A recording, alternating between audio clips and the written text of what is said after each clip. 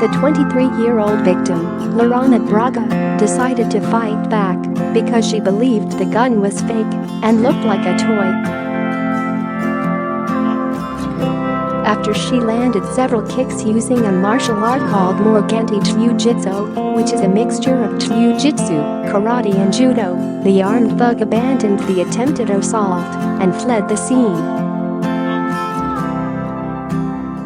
But police warned the victim's actions were ill-advised as she could have been wrong, and no object is worth a life, so it's better to surrender and not react. The video, which was taken last Wednesday, July 18, shows the student hurrying down a residential road in Recanto das Emas in Brasilia, the capital of Brazil, around 12:47 p.m. when a car drove past and appeared to stop around the corner at the bottom of the road.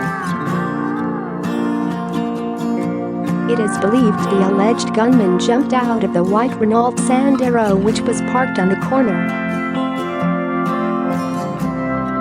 Security cameras show that seconds later a man appears and runs towards the student with his hand by his waist demanding she hands over her phone.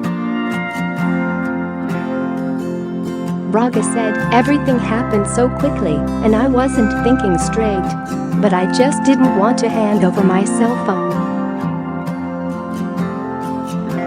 I told him I was not going to give it to him because this was the second time I had been robbed. He grabbed my hand and started pulling my hair. He pointed the gun at me and said he was going to shoot me." She said the threat came in the midst of the fight, but the moment she saw the weapon she remembered thinking it was super thin. It looked like a plastic toy, and I instantly thought, this gun is a toy, it's not real. I didn't want to fight, but on the last occasion I hadn't reacted, and I think I was a bit fed up with being in the same position again, she added, acknowledging she is not an arms expert and didn't sincerely know whether the revolver was real or not. "I didn't have a comparison and haven't had a real gun pointed at me before, so I must have reacted on instinct," she said, admitting that, while it was foolhardy, it was the right thing to do on this occasion. She revealed she has been practicing Morganti Jiu-Jitso for 18 months and said her skills kicked in. "My training came to the fore instantly," she said. "When he pulled away, I saw that it was the ideal moment to fight back. I got into my stance and delivered several kicks.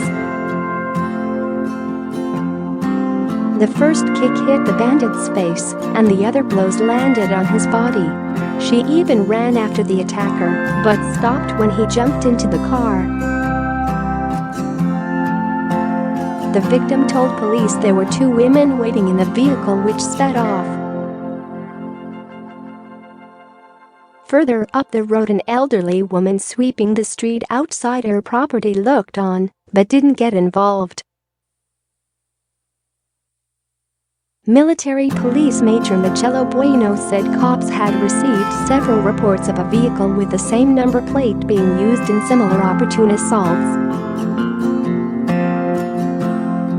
He said, "This young woman was fortunate on this occasion, but she could have lost her life.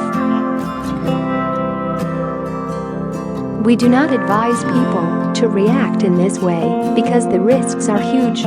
Giving some tips on how to behave when confronted with a violent mugger, the major said, "It is not advisable to look the perpetrator in the eyes because he might think you are trying to memorize his face and he sees it as a threat.